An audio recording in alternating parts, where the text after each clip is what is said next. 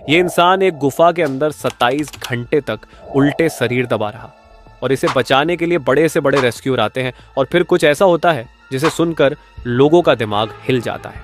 अगर आप कमजोर दिल के हैं तो वीडियो को आगे ना देखें, क्योंकि यह कहानी सुनकर अच्छे से अच्छे लोगों को डर लगने लगता है। यह है the most unusual and most terrifying death in caving history. यह है नट्टी पट्टी केव की कहानी।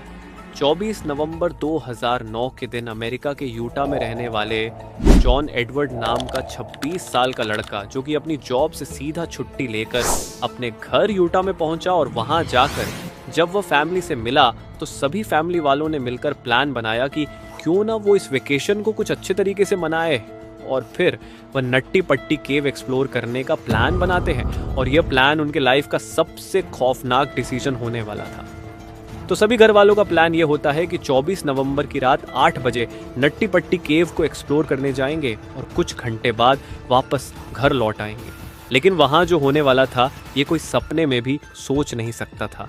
हालांकि जॉन इस केव में पहली बार जाने वाला था, लेकिन इसे थोड़ा बहुत केविंग का एक्सपीरियंस था, क्योंकि वो अपने छोटे भाई के साथ बचपन में केविंग किया करता था। केव में एक ऐसा सेक्शन है जो कि काफ़ी चैलेंजिंग है, जैसे कि बर्थ कैनल कहा जाता है, जो कि बहुत ज़्यादा नैरो और टाइट है, जिसकी वजह से वहाँ एक्सपीरियंस केवर भी अपने बॉडी को स्क्विच करके निकाल नहीं पाते हैं। किसी के हिप्स और शोल्डर वहाँ फंस जाया करते और जितना भी वो कोशिश कर ले नहीं निकलते और उसे निकालने के लिए रेस्क्यू टीम की ज़रूरत पड़ती। और इसी वजह से इस केव को सालों पहले बंद भी कर दिया गया था और ये नट्टी पट्टी केव मार्च 2009 में ही रीओपन हुई थी, कुछ नए रूल्स के साथ। रूल्स ये थे कि केव के अंदर जाने से 21 दिन पहले वहाँ के अथॉरिटी से परमिट लेनी होगी और केवर के हर एक ग्रुप में 2 एक्सपीरियंस केवर होना कंपलसरी था। जॉन और उसका 13 साल का छोटा भाई जॉस दोनों एक्सपीरियंस केवर थे, तो इसे अंदर जाने की परमिट मिल जाती है और फिर सभी घर वाले मिलकर नट्टी पट्टी केव के एंट्रेंस पर पहुंचते हैं, जिसकी साइज सिर्फ 30 इंच थी और वह सभी 24 नवंबर की रात 8 बजे केव में घुसते हैं। पूरा ग्रुप केव में एंटर होता है तो पहले 1 घंटे तक सब कुछ ठीक चलता है और सभी लोग कॉन्फिडेंटली आगे बढ़ रहे होते हैं। लेकिन फिर जॉन और जॉस और उसके 2 दोस्त बिग स्लाइड की जगह पर रुक जाते हैं और आपस में एक मैप देखकर डिसाइड करते हैं कि वो इस केव के सबसे चैलेंजिंग बर्थ कैनल को विजिट करेंगे, जो कि इस केव के सबसे डीपर सेक्शन में है।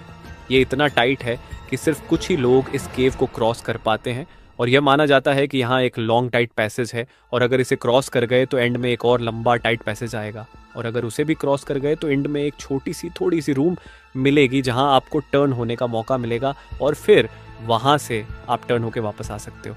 हालांकि ये इतना टाइट है कि इसमें एक्सपीरियंस केवर को भी घुटन होने लगती है और वो पैनिक हो जाते हैं। जॉन और उसका छोटा भाई जॉस जो इसके पीछे आ रहा था, उन्हें बर्थ कैनल मिल जाती है और वो दोनों बर्थ कैनल के अंदर घुस जाते हैं। लेकिन इसमें गलती ये होती है कि जॉन और जॉस जिस रूट में घुसे थे वो बर्थ कैनल की रूट थी ही नहीं।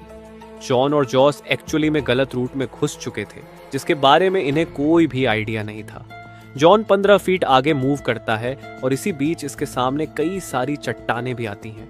हालांकि जॉन हेल्दी था तो वो अपने बॉडी को डिफरेंट ओरिएंटेशन में मूव कर सकता था। अपने शोल्डर, अपने कमर एंड दोनों अपने पैरों को प्रॉपर डायरेक्शन में फोल्ड करके वो आगे मूव करता है और जॉन अब कॉर्क स्क्रू के रूट में आ चुका था और जिस तरह से जॉन आगे बढ़ रहा था पैसेज और भी टाइट होते जा रहा था और अब तक वो वापस भी मुड़ नहीं सकता था, क्योंकि वो पैसेज एक्चुअली में बहुत ज़्यादा टाइट था। इसे लग रहा था वो बर्थ कैनल में है और इसके अकॉर्डिंग जैसे इसे पता था कि एंडिंग में एक स्मॉल रूम आएगी और टर्न होने का मौका मिलेगा, इसलिए वो आगे बढ़ता जाता है। और यही जगह थी जहाँ चीज़ें और बिगड़ जाती है और अब तक वो कॉर्क स्क्रू के एरिया में आ चुका था। इस कॉर्क स्क्रू एरिया को क्रॉस करने के लिए केवर को बहुत छोटे और फ्लेक्सिबल होने की ज़रूरत पड़ती थी और सिर्फ कुछ ही लोग अपने स्किल की मदद से इसे क्रॉस कर पाते हैं और वहाँ से केवर को रॉक लेस्ट से शार्प 90 डिग्री बेंड होना होता है। लेफ्ट की साइड अब तक जॉन इस स्मॉल एरिया से टर्न हो चुके थे और इसके बाद वो मोस्ट डिफिकल्ट सेक्शन में पहुंचते हैं। 5 साल पहले एक 16 साल का लड़का ब्रॉक क्लार्क यही कॉर्क स्क्रू सेक्शन में अटक गया था, जिसकी हाइट सिर्फ 5 फुट 7 इंच थी और वेट 63 केजी था और उसे रेस्क्यू करने के लिए 14 घंटे लगे थे। जॉन भी यही एग्जैक्ट स्पॉट पर था, जबकि इसकी हाइट 6 फीट थी और वेट 90 केजी था यहाँ पर। इसे अपने बॉडी को टर्न करके वापस लौटने का कोई ऑप्शन नहीं था। इतनी कम स्पेस की वजह से वो ना चाहते हुए भी लेज एरिया की तरफ खुद को स्क्विच करते हुए आगे बढ़ता है। हालांकि ये एरिया टाइट था, तो जॉन को लग रहा था कि ये बर्थ कैनल की सबसे टाइट जगह से है, मतलब कि आगे एक बिगर स्पेस आएगी और वहां इसे टर्न होने का मौका मिलेगा। और वो अपने स्टमक को प्रेस करते हुए रॉक के सहारे आगे बढ़ता जाता है। वो डॉन ऑफ डायरेक्शन में मूव कर रहा था, मतलब जमीन से एग्जैक्ट नीचे की ओर। जॉन को पता नहीं था वो कहां पहुंच चुका है। उसे उम्मीद थी कि आगे कोई एक ओपनिंग जरूर मिलेगी, और फिर वह तभी स्पीड में नीचे गिरने लगता है और खुद को अपने हाथों से पकड़कर जोर से चिल्लाता है और अपने भाई की ओर कहता है, जॉस तुम इधर मत आओ, मुझे फॉलो मत करो। अपने कंधे के सहारे इसे आगे बढ़ना जरूरी था बाहर निकलने के लिए। और तब जॉन को अपने हेडलैम्प से एक होल की ग्लिम्स दिखाई देती है और जॉन के अंदर एक उम्मीद जागती है। लेकिन ये जॉन की जिंदगी की सबसे बड़ी और आखिरी गलती थी। वो आगे बढ़ता है और अपने सर को होल में डालता है, और एग्जैक्टली वो जिस टनल में जा रहा था वो अननोन थी, और अब वो वहां पहुंच चुका था। और वो टनल और भी टाइट था और वह स्पेस बहुत कम थी। और जैसा कि उसने सोचा था कि आगे ओपनिंग मिलेगी, लेकिन आगे रास्ता बंद था। ये पूरे केव के पैसेज की एंडिंग थी। इस जगह की स्पेस 18x1 इंच थी, मतलब कि एक लैपटॉप स्क्रीन जितनी। वो कंप्लीटली अपसाइड डाउन पोजीशन में था, मतलब कि सर नीचे और पैर ऊपर और करीब 70 डिग्री एंगल में मुड़ा हुआ भी था।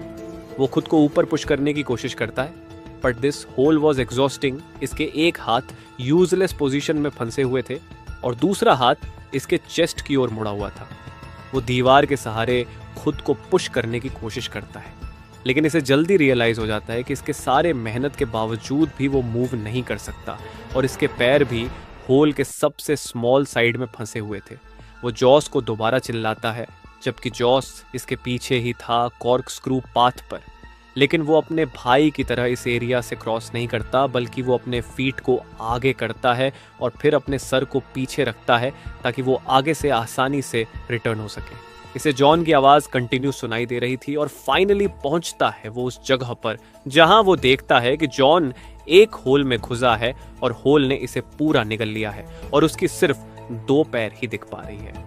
वो जॉन के दोनों पैरों को अपने पैरों से पकड़कर खींचने की कोशिश करता है, लेकिन जॉन थोड़ा सा ऊपर आता और फिर ग्रिप छूट जाती और जॉन फिर वापस इनिशियल पोजीशन पर चला जाता है। और बार बार ऐसा करने से कुछ नहीं हो पा रहा था, और इस सिचुएशन में दोनों फ्रस्ट्रेट हो जाते हैं। और जॉस को यह बात समझ में आ चुकी थी कि यहाँ प्रोफेशनल रेस्क्यूअर की मदद लेनी होगी, और दोनों के बीच में ये डिसाइड होता है कि जॉस बाहर जाएगा मदद लाने के लिए, और जॉन यहाँ अपनी पूरी कोशिश करेगा रिलैक्स रहने की और धीरे धीरे सांस लेने की, क्योंकि यहाँ ऑक्सीजन की बहुत ज्यादा कमी थी। खैर, जॉस केव से बाहर आता है और सभी को इसकी जानकारी देता है और रेस्क्यू टीम को बुलाया जाता है। यहाँ पर सबसे बड़ी प्रॉब्लम यह थी कि जॉन अब साइड डाउन पोजीशन में था, और रेस्क्यू डॉक्टर का मानना है कि अपसाइड डाउन पोजीशन में रहने की वजह से वो सिर्फ 8 घंटे तक ही जिंदा रह सकता है, और फिर उसके बाद सारी ऑर्गन्स फेल होना शुरू हो जाएगी और इसे कार्डियक अरेस्ट आ सकता है। जॉन के रेस्क्यू के लिए सबसे पहले एक फीमेल रेस्क्यूअर अंदर जाती है जिसका नाम था सूसी, और वो अपने पैरों में रस्सी बांधकर अंदर घुसती है ताकि वह अंदर जाकर अटक ना जाए। इसकी हाइट सिर्फ 5.3 फीट थी, जिससे सुशी को कॉर्क स्क्रू एरिया से क्रॉस करने में बहुत आसानी हो जाती है, और रात को 12:30 बजे जॉन से मिलती है। और अब तक जॉन को वहां फंसे हुए 9 घंटे हो चुके थे। फिर सुशी और उनकी यह बातचीत होती है। Hi John, my name is Sushi, how it's going? Hi Sushi, thank you for coming, but I really want to get out.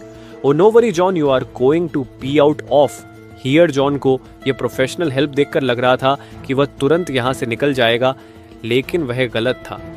Sushi ये देखकर समझ चुकी थी कि ये सिचुएशन जितनी बुरी दिख रही है ये उससे ज्यादा बुरी है।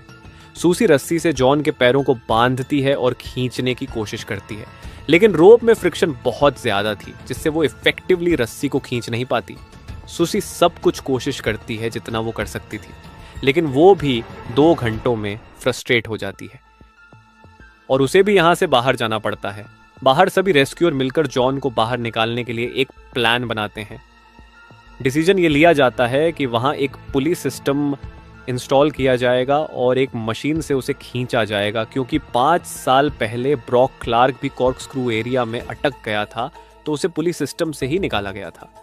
इक्विपमेंट के सभी पीसेस को कॉर्क के दूसरी साइड ले जाने में घंटों लग रहे थे और टनल एक्सट्रीमली टाइट थी और सिर्फ छोटे टूल को ही अंदर ले जाया जा सकता था और असिस्ट करने के लिए एक टाइम पर सिर्फ एक ही पर्सन हो सकता था और उस पर्सन को कद में छोटा और फ्लेक्सिबल भी होना ज़रूरी था ताकि अच्छे से क्रॉस कर पाए। ये कोई सिंपल सिचुएशन नहीं थी और हर एक पुलिस सिस्टम को इंस्टॉल होने में घंटों तक टाइम लग रहा था और इसी दौरान केवल जॉन से बात करके जॉन को रिलैक्स रखने की कोशिश भी कर रहे थे। जॉन को वहां अटके हुए अब तक 12 घंटे हो चुके थे और वो अपनी पूरी रात अपसाइड डाउन पोजीशन में रखकर गुजारता है और साथ ही एक बॉडी की अपनी एक फिजिकल लिमिटेशन होती है ऐसे पोजीशन में रहने के लिए और वो उस लिमिटेशन को भी पार कर चुका था। उसका 90 किलो का शरीर ग्रेविटी के प्रेशर से लड़ रहा था, उसके ब्लड सर्कुलेशन में गड़बड़ी होने लगी थी और धीरे धीरे इसके सांसें रुक रही थी। पूरी रात यहाँ बिताने की वजह से ये काम एग्रेसिव हो रहा था। इसके लेग्स काम करना बंद हो गए थे। रेस्क्यूअर और जॉन के फैमिली के लिए जॉन को ऐसी हालत में देखना बहुत ही दर्दनाक था, लेकिन वो भी हेल्पलेस थे और ड्रिल करते हुए रेस्क्यूअर भी एग्जॉस्ट हो रहे थे।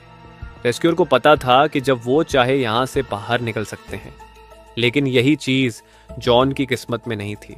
वह परेशान था और अपने चेस्ट को एक्सपांड करने की कोशिश कर रहा था जिससे वह सांस ले सके और वहाँ हवा में ऑक्सीजन का कंसंट्रेशन भी कम हो रहा था। और अब इतना टाइम बीतने के बाद जॉन के पास एक वाइड टेलीकॉम सिस्टम लगाया जाता है और दूसरी साइड से जॉन की वाइफ इमली उससे बात करती है और जॉन को इनकरेज करने की कोशिश करती है और जॉन भी अपनी वाइफ को दिलासा देता है कि मैं यहाँ से जल्द बाहर निकलूंगा और सब कुछ ठीक हो जाएगा। अब तक शाम के 4 बज चुके थे और जॉन के यहाँ 18 घंटे पूरे हो चुके थे और अब पुलिस सिस्टम भी लग चुकी थी और मूव करने के लिए तैयार थी। एक रेस्क्यूअर जिसका नाम रियान था, वह केव में घुसता है और जॉन के पास पहुंचता है। रियान कहता है, how are you? John, it sucks. I am upside down, I can't believe. I am upside down, my legs are killing. Ryan देखते हैं कि बॉडी ओपनिंग के सबसे नैरो साइड में फंसी है, तो वो सबसे पहले उसे ठीक करते हैं और फिर वो उसके पैरों को रस्सी से बांध कर खींचते हैं। लेकिन जॉन के पैरों को बहुत ज्यादा दर्द हो रहा था। वो जब भी खींचता तो जॉन उसे रुकने को कहता क्योंकि इसके नर्व्स अब अल्ट्रा सेंसिटिव हो चुकी थी। और फिर वो दोनों कुछ टाइम के लिए रुक जाते हैं और फिर वह दोबारा कोशिश करते हैं और अब तक ऐसा लग रहा था कि पुलिस सिस्टम अब काम कर रहा है। जॉन अब ऑलमोस्ट इतना ऊपर उठ गया था कि वो अब रियान को देख सकता था, उससे आई कांटेक्ट कर सकता था और फिर रियान जॉन को पीने के लिए एनर्जी ड्रिंक देता है। इसी तरह अब तक 19 घंटे बीत चुके थे। ये चीज़ें बहुत स्लोली हो रही थी और इसमें काफ़ी एफर्ट भी लग रहे थे। हालांकि थोड़ी सफलता तो मिल रही थी, लेकिन अब भी उसे निकालना काफ़ी मुश्किल था। जॉन के पैर ऊपर के सीलिंग को हिट कर रहे थे और उस पैसेज में उसे अपने पैर को ट्विस्ट करना इम्पॉसिबल था। तो रियान फाइनली डिसाइड करता है कि वह इसके पैर को तोड़ देगा और यही बीच यहाँ पर एक ऐसी अनइमेजिनेबल चीज़ होती है जिसके बारे में कोई सोच भी नहीं सकता था। पूरी सिस्टम फेल हो चुकी थी। एक बोल्ट जो जॉन के ऊपर ड्रिल किया गया था दीवार में, वो दीवार से निकल जाता है और वह सीधा रियान के सर पर जाकर लगता है, जिससे रियान अनकॉन्शियस हो जाता है और जॉन जो आधा ऊपर उठ चुका था वो वापस स्लीप होकर इनिशियल पोजीशन पर चला जाता है और अब जॉन का कोई रिस्पांस भी नहीं आ रहा था। ये मूवमेंट जॉन की फाइनल किस्मत थी। अब शायद वह कभी बाहर नहीं आ सकता था और रियान जब होश में आता है तो उसके सर से खून बह रहा था। वो पूरा कंफ्यूज हो चुका था कि यहाँ पर क्या हुआ।